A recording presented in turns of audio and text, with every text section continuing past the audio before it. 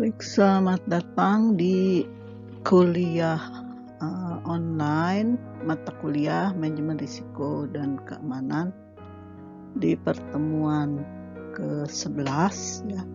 Kita bahas tentang lanjutan manajemen risiko untuk framework NIST ya. Di framework ini proses manajemen risiko itu terdiri dari risk assessment, ini sudah kita bahas ya. Kemudian risk mitigation dan evaluation and assessment.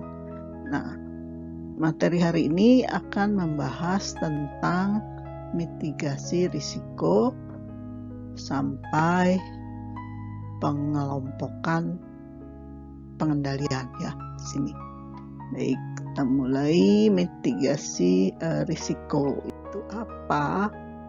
Mitigasi risiko adalah metodologi sistematis yang digunakan oleh manajemen senior untuk mengurangi risiko. Mengurangi risikonya berdasarkan hasil risk assessment. Nah, di framework ini mitigasi risiko itu terdiri dari 6 hal penanganan yang sebetulnya kalau diringkas tuh hanya ada 4 ya, seperti yang sudah dijelaskan sebelumnya, yaitu menghindari ya, di sini ada menghindari, kemudian memitigasi atau mengurangi, mentransfer dan menerima. Nah, di sini ada istilah-istilahnya aja mungkin yang berbeda ya, tapi sebetulnya maknanya sih tetap aja ada 4, cuma lebih didetailkan ya. Nah, di sini misalkan untuk risk assumption atau asumsi risiko, untuk menerima potensi risiko dan terus mengoperasikan sistem TI atau menerapkan kontrol untuk menurunkan risiko ke tingkat yang dapat diterima. Nah, penanganan umumnya ini ya menerima risiko ya. Kemudian yang avoid, menghindari, dilakukan ini untuk menghindari risiko dengan menghilangkan penyebab risikonya atau konsekuensinya. Misalkan jangan menjalankan ya sistem atau melupakan fungsi tertentu supaya tidak terjadi. Yang ketiga, pembatasan. Nah, ini yang penanganan umum itu mengurangi ya, atau memitigasi. Pembatasan risiko untuk membatasi risiko dengan menerapkan kontrol yang meminimalkan dampak merugikan dari suatu ancaman yang menggunakan kerentanan. Jadi sistem yang rentan ya, itu untuk menguranginya ditambah dengan kontrol atau kendali. Yang berikutnya, yang keempat adalah perencanaan risiko untuk mengelola risiko dengan mengembangkan rencana mitigasi risiko yang memprioritaskan, mengimplementasi, dan mempertahankan. Tuh. Ini juga sebetulnya penanganan yang memitigasi ya. Tuh. Kemudian yang kelima, penelitian dan pengakuan untuk menurunkan risiko kehilangan dengan mengakui kerentanan atau cacat dan meneliti kontrol untuk memperbaiki kerentanan. Ya, ini hampir sama juga dengan menerima ya, tapi ada kendali. Yang keenam, pengalihan. Kalau ini ya ditransfer itu tadi ya, untuk mentransfer risiko dengan menggunakan opsi lain untuk mengkompensasi kerugian seperti diasuransikan atau dialihkan ke kantor atau divisi lain yang risikonya bisa lebih rendah ya. Itu.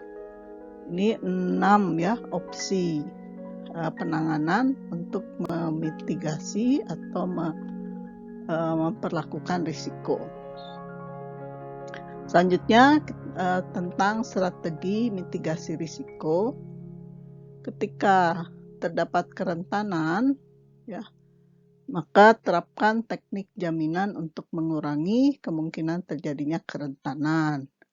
Ketika kerentanan dapat dilakukan, maka terapkan perlindungan berlapis. Ketika biaya penyerangnya kurang dari potensi yang didapat, nah terapkan perlindungan ini yang cukup untuk motivasi dari penyerangan, ya, dengan meningkatkan biaya penyerangnya. Jadi menambahkan tingkat penanganan untuk menangani penyerangan.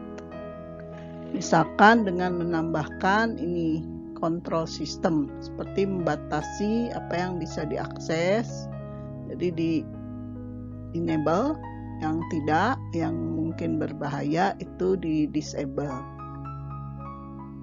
Ketika kehilangannya terlalu besar, nah terapkan prinsip desain, jadi desainnya diubah, ya, untuk arsitekturnya. Juga tambahkan proteksi atau perlindungan teknis dan non teknis untuk membatasi tingkat serangan, ya, seperti validasi seperti itu, ya, atau nanti menambahkan peringatan atau notifikasi ketika terdeteksi adanya kehilangan yang bisa menyebabkan kehilangan yang sangat besar. Nah, selanjutnya proses mitigasi risikonya, yang merupakan proses kedua dari manajemen risiko, termasuk di sini memprioritasasi, ya, memprioritaskan, mengevaluasi, kemudian mengimplementasi terhadap semua pengendalian untuk mengurangi risiko yang sesuai. Nah, ini proses ini dilakukan sesuai dengan hasil risk assessment, ya, dari terutama di tahap 8, ya, yaitu tahap rekomendasi kontrol.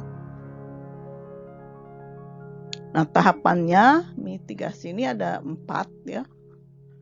Yang pertama pendekatan ke implementasi kontrolnya, kemudian pengelompokan kontrolnya, di mana ada 3, kemudian melakukan analisis kelayakan, nih, cost benefit, analisis biaya dan manfaat, karena untuk melakukan manajemen risiko, ya, meningkatkan keamanan, tentunya perlu biaya, seperti yang ada di prinsip keamanan yang bisa diterima, ya, itu harus memenuhi keefektifan.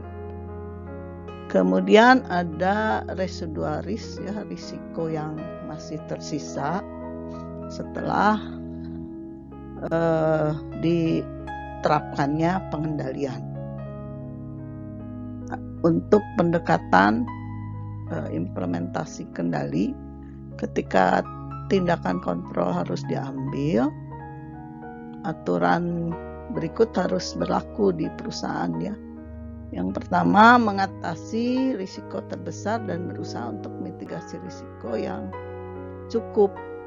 Nah, jadi dipilih untuk mengatasi risikonya dari 6 opsi tadi, ya. Pilih dengan biaya terendah, terus dampak minimal pada kemampuan misi lainnya. Perlu diingat bahwa risiko itu tidak bisa 0, ya. Jadi pasti terjadi risiko, apalagi kalau kegiatannya mengandung ketidakpastian, ya. Nah, selanjutnya mengelompokkan kontrol, ya, pengelompokan kontrol. Jadi dalam melaksanakan rekomendasi kontrol hasil risk assessment, ya, untuk memitigasi, Jadi si perusahaan perlu mempertimbangkan berbagai jenis ini kontrol keamanan ya, baik yang teknis, manajemen, operasional maupun kombinasi gabungan dari ketiga kontrol ini. Ya, tujuannya untuk memaksimalkan efektivitas dari pengendalian sistem TI perusahaan tersebut ya. Nah, contoh mungkin yang paling sering diungkapkan ya atau diterapkan umumnya yaitu tentang kebijakan ini. Yang harus dipertimbangkan itu keputusan terkait penggunaan password pengguna yang kompleks supaya tidak mudah diterka ya, untuk meminimalkan tebakan dan menghindari crack password, pembobolan password. Ini yang sering diterapkan di perusahaan. Kontrol teknis yang teknikal, kontrol teknis yang membutuhkan perangkat lunak keamanan tambahan mungkin lebih rumit dan mahal daripada kontrol prosedural, karena mungkin perlu alat tambahan ya.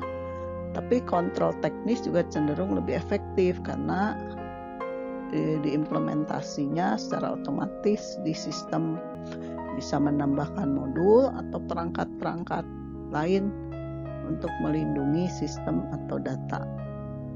Sedangkan kontrol prosedural mungkin dilaksanakan hanya dengan cara memorandum, jadi hanya berupa catatan tertentu ya bagi semua individu atau user terkait, dan tambahannya amandemennya terhadap pedoman keamanan untuk organisasi.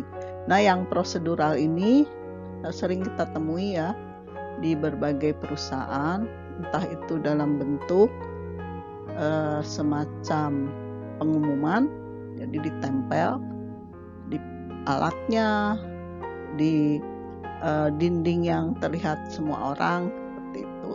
Tapi kan sulit di sini juga ya sebutkan, tapi memastikan bahwa pengguna itu konsisten nggak memenuhi ini prosedur ini, memorandumnya, dan panduannya juga akan sulit karena mungkin perlu pelatihan, kesadaran ya, perlu kesadaran ya, seperti misalkan menempel dengan tidak sadar ya, menempel password di komputernya. Itu kan kelihatannya sederhana ya, karena kan teman, tapi siapa tahu teman justru akan menjadi bahaya yang mengancam. Nah, seringkali hal itu dianggap sepele. Itu karena untuk mudah diingat maksudnya ya, tapi bisa membahayakan. Nah, sekarang yang di kelompok ini ya, kategori kontrol keamanan teknis, mulai dari ini range-nya yang mulai dari yang sederhana sampai ke yang kompleks.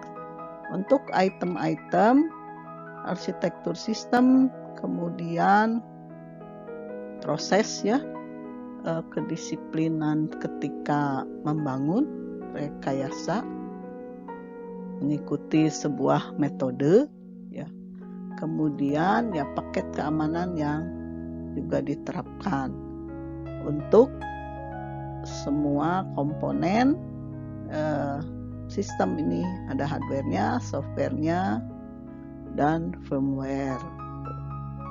Nah, semuanya ini harus diukur ya untuk memastikan bekerja secara bersama-sama untuk keamanan data-data, informasi, dan fungsi sistem TI yang sifatnya ini kritis dan sensitif. Jadi terhadap semua data ya, khususnya untuk data kritis itu yang harus segera ya, sangat penting. Yang sensitif ya ini data-data yang sifatnya rahasia ya, yang sensitif, yang bisa berpengaruh ke semua aspek.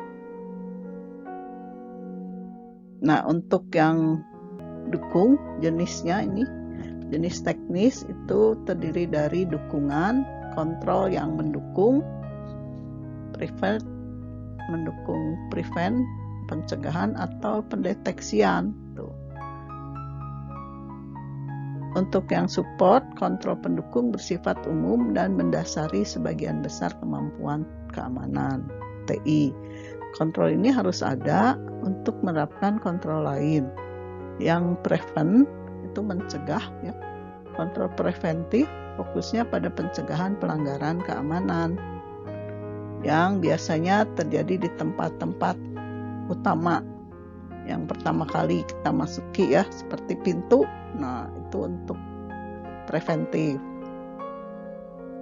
Mau buka komputer itu juga kan pertama, itu untuk preventif.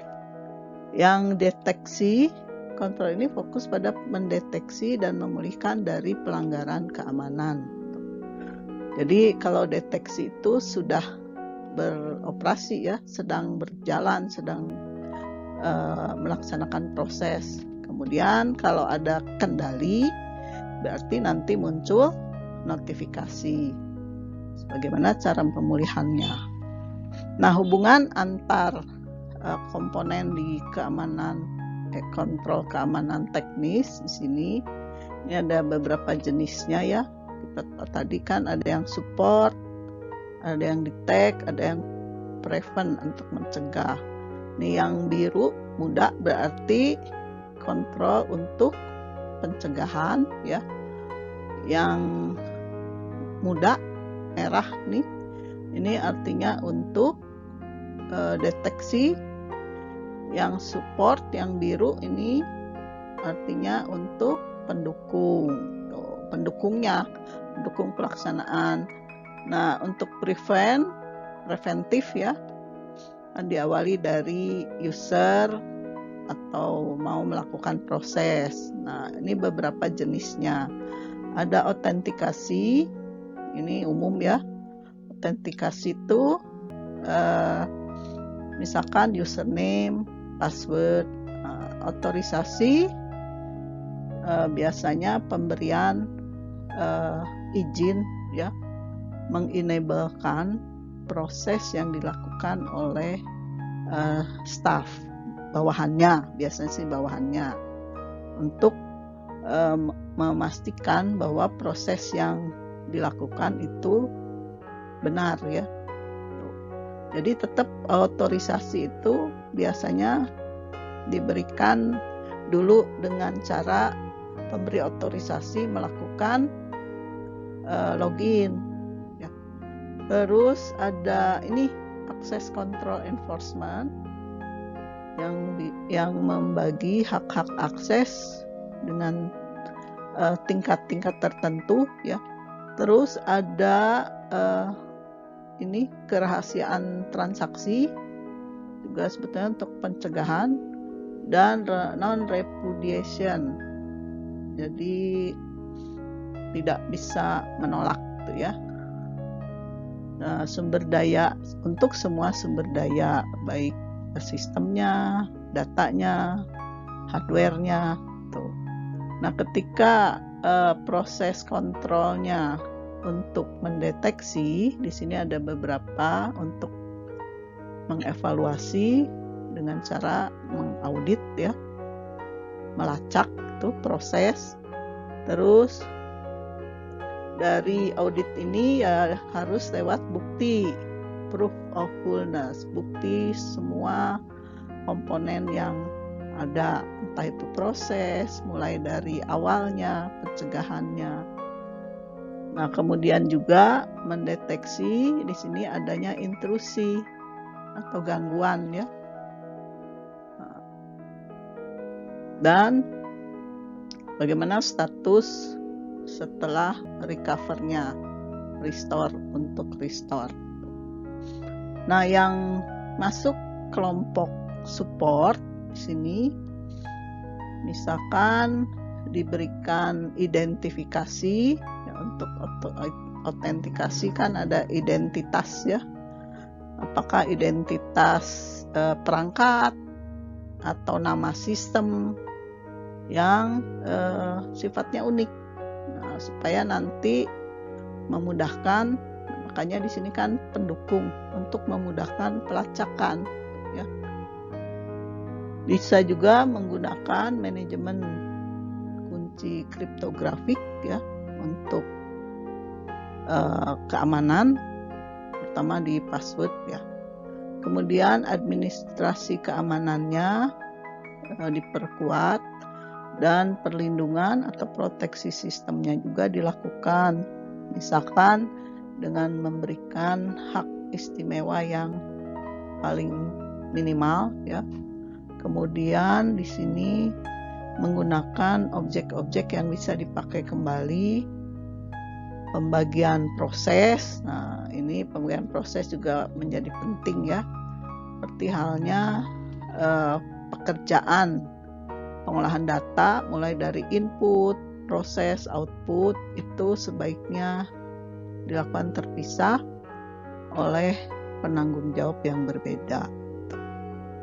Itu hubungan ya, hubungan antar komponen kendali keamanan teknis. Nah, untuk yang support di sini penjelasannya, sediakan tadi identifikasi. Nah, kontrol ini menyediakan identitas ya untuk pengidentifikasian yang sifatnya unik. Nah, secara unik, misalkan untuk username itu dibedakan satu sama lain supaya unik. Biasanya kan tinggal tambah nomor ya, ada nomor belakangnya. Kalau cuman pakai user 1, 2, 3. Kalau mau pakai nama ya nama, tapi yang unik. Kalau ada nama yang sama ya diberi kode uniknya. Juga ke proses dan sumber daya informasinya. Kemudian untuk mengimplementasikan kendali keamanan lainnya seperti misalkan di DAC ya, discretionary access control, jadi pengendali akses yang bebas, yang maksudnya boleh dikerjakan atau tidak. Pengendali akses yang mandatory, yang harus dikerjakan. Kemudian penentuan akuntabilitasnya, siapa yang akan mempertanggungjawabkan kegiatan akses ini. Nah, semuanya ini perlu ya, keduanya ini it is mandatory, jadi harus bahwa kedua subjek dan objek itu diidentifikasi supaya bisa diidentifikasi. Jadi ada kode unik dari setiap user, proses ataupun sumber daya. Sumber daya informasi kan bisa software, hardware, data dan sebagainya, penamaan file ya. Terus untuk metode sandi ya, biasanya kata sandinya password. Nah, bisa menggunakan manajemen kunci kriptografi yang bisa mengamankan ya secara metode kriptografik nih. Ada pengacakan mulai dari kunci untuk menggenerate-nya, mendistribusikannya, penyimpanannya, dan pemeliharaan. Jadi itu ada metodenya, bisa digunakan. Terus untuk ini administrasi keamanannya meliputi fitur-fitur keamanan dari sistem yang harus dikonfigurasikan, ya, yaitu harus memenuhi instalasi tertentu untuk juga memperhitungkan perubahan dalam lingkungan operasional. Nah, sistem keamanan itu bisa dibangun dari keamanan dari operating sistemnya ya. Jadi sistem operasinya itu yang bertanggung jawab admin tuh. Juga terhadap aplikasinya. Jadi ada administrasi keamanannya.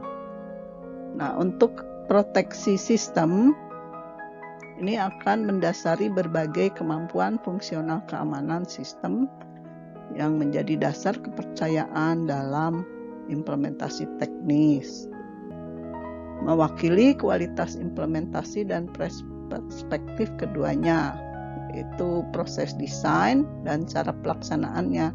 Sebetulnya nggak hanya dari desain ya, waktu pengembangan, juga ya waktu maintenance. Tuh, beberapa contoh untuk proteksi seperti misalkan melindungi informasi-informasi yang sisa keluar ya, yang terlihat, mungkin itu juga perlu dilindungi hanya oleh orang-orang tertentu. Ini meminimalkan ya hak istimewa, memisahkan proses, kemudian pengembangan secara modular, ada pelapisan untuk keamanan, dan meminimalisasi apa yang dibutuhkan.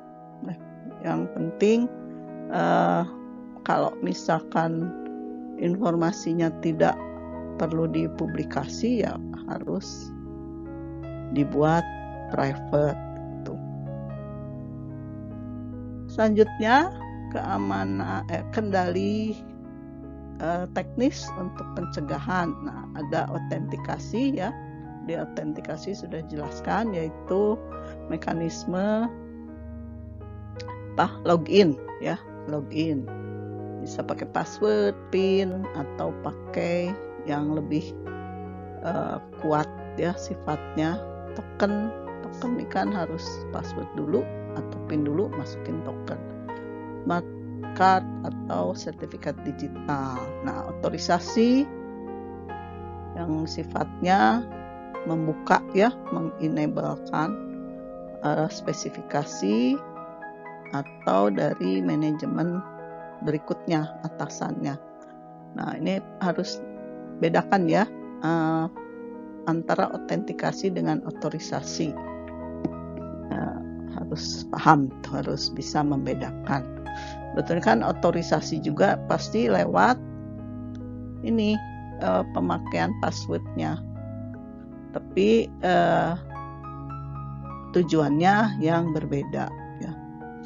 Sama-sama untuk mencegah, tapi ini memberikan aktivasi buat orang lain ya kalau otorisasi. Selanjutnya, untuk penegakan kontrol akses ya, di kontrol teknis pencegahan, integritas dan kerahasiaan data itu ditegakkan oleh kontrol akses untuk melindungi ya, untuk keamanan nih. Ketika subjek yang meminta akses telah diotorisasi untuk mengakses proses tertentu, perlu untuk menegakkan kebijakan keamanan yang ditentukan. Nah, kontrol berbasis kebijakan ini ditegakkan melalui mekanisme kontrol akses yang didistribusikan ke seluruh sistem. Misalnya, untuk sistem yang mandatori tadi ya, yang wajib, pemberian label secara sensitif, kemudian untuk yang DAC, pengaturan file-file yang diizinkan, daftar kontrol aksesnya, daftar kontrol akses ya orang-orangnya, si A boleh apa, si B, terus perannya dan profil usernya, user yang memiliki hak akses ya. Efektivitas dan kekuatan kontrol akses tergantung pada keputusan kontrol aksesnya, seperti bagaimana aturan keamanan dikonfigurasi. Jadi untuk penentuan level ya, siapa yang diberi tanggung jawab penuh, semua artinya terbuka, boleh diakses. Siapa yang paling minimal, itu tergantung ya ini desain ya dan konfigurasinya. Selanjutnya, untuk non-repudiation, jadi tidak boleh menyangkal ya, tidak menyangkal. Itu akuntabilitas sistem tergantung pada kemampuan untuk memastikan bahwa pengirim yang sudah punya user tidak dapat menyangkal pengiriman informasi yang dilakukan. Penerima juga tidak dapat menyangkal untuk menerimanya. Jadi penerimanya sudah ada ya. Non-repudiation ini mencakup untuk pencegahan dan pendeteksian ya, untuk pengendalian ini. Ditempatkan di kategori pencegahan karena mekanisme yang diterapkan mencegah penolakan yang berhasil dari suatu tindakan.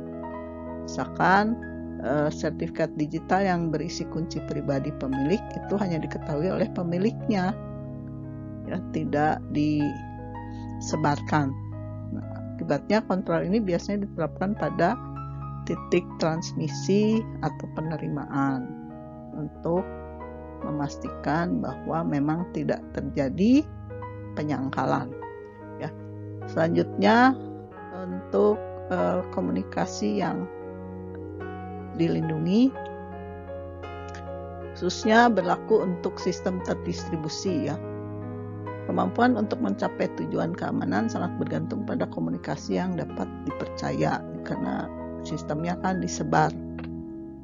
Perlu perlindungan di sini, proteksi komunikasi untuk memastikan keamanan, itu aspek CIA ya. Integritas, ketersediaan dan kerahasiaan terhadap informasi kritis dan sensitif ketika melakukan proses transit ya, perpindahan komunikasi data.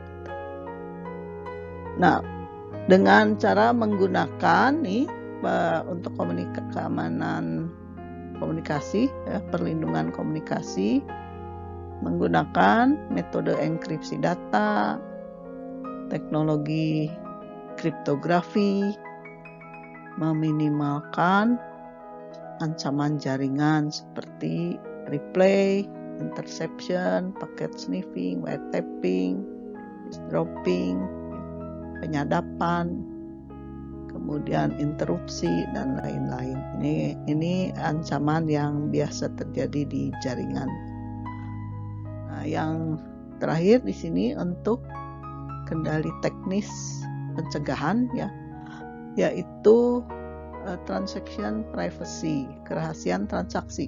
Baik sistem pemerintah maupun sektor swasta semakin dituntut untuk menjaga privasi individu ya, terhadap khususnya individu ya, data-data rahasia pribadi. Kontrol privasi transaksi tujuannya ya melindungi dari hilangnya privasi sehubungan dengan transaksi yang dilakukan oleh individu. Nah, salah satu kontrol yang terkait dengan detection, untuk mendeteksi dan merecovery, itu kan ini prosesnya sudah beroperasi ya. Nah, salah satu prosesnya ya seperti audit, pendeteksian. Kontrol deteksi memperingatkan pelanggaran atau upaya pelanggaran kebijakan keamanan. Biasanya muncul warning atau notifikasi. Sedangkan waktu recovery, kontrol pemulihan dapat digunakan untuk memulihkan sumber daya komputasi yang hilang. Nah, hal ini diperlukan sebagai pelengkap dari tindakan pendukung dan pencegahan karena tidak ada satupun tindakan di bidang lain ini yang pasti sempurna ya. Nah, untuk kelompok ini di RTC itu terdiri dari audit, pendeteksian ini, intrusi dan containment untuk mendeteksi gangguan, membuktikan pembuktian whole seluruh ya, merestore kalau sudah recovery, dan pendeteksian virus ya. Selanjutnya untuk proses audit itu mengevaluasi terhadap elemen kunci dalam fakta, pendeteksian dari, pemulihan dari sistemnya atau datanya. Nah, pelanggaran keamanan di sini yang adalah termasuk audit kejadian yang relevan dengan keamanan, kemudian monitoring kelainan sistem, dan pelacakan kelainan sistem. Nah, selanjutnya proses pendeteksian lewat intrusi dan penahanan ya. Penahanan di sini penahanan kejadian yang mencurigakan, mendeteksi pelanggaran keamanan sehingga respon dapat terjadi tepat waktu. Terus mendeteksi pelanggaran keamanan sehingga respon yang efektif dapat dimulai. Nah, selanjutnya untuk deteksi dengan bukti ya. Bukti keutuhan dengan cara menganalisis integritas sistem, apakah sistemnya utuh ya, tidak ada perubahan. Menganalisis ketidakteraturan sistem jika terjadi di sini ada ketidakteraturan yang tidak biasa. Mengidentifikasi ancaman dari paparan proses dari awal ya. Dan mengidentifikasi potensi ancaman. Juga tidak mencegah pelanggaran kebijakan keamanan, tapi mendeteksi pelanggarannya, membantu menentukan jenis tindakan koreksi yang diperlukan untuk memulihkan ya. Nah, kemudian proses pemulihan ya, pulihkan status aman. Jadi untuk restore state secure ya, memungkinkan sistem atau mengenablekan sistem untuk kembali ke keadaan yang diketahui aman setelah terjadi pelanggaran keamanan. Jadi harus dikembalikan ke posisi amannya. Nah, yang terakhir adalah untuk proses deteksi dan recovery kendali teknis, yaitu deteksi dan pemberantasan virus. Ya, caranya ya dengan software virus itu sudah terinstall di server maupun workstation user ya, yang dapat mendeteksi, mengidentifikasi, menghapus ya dari virus-virus software. Juga ya berbagai jenis virus ya softwarenya. Di sini diberantas atau dideteksi tujuannya untuk memastikan integritas sistem dan data. Demikianlah bagian dari mitigasi risiko ya. Nanti selanjutnya kelompok kendali keamanan manajemennya. Terima kasih, semoga bisa dipahami.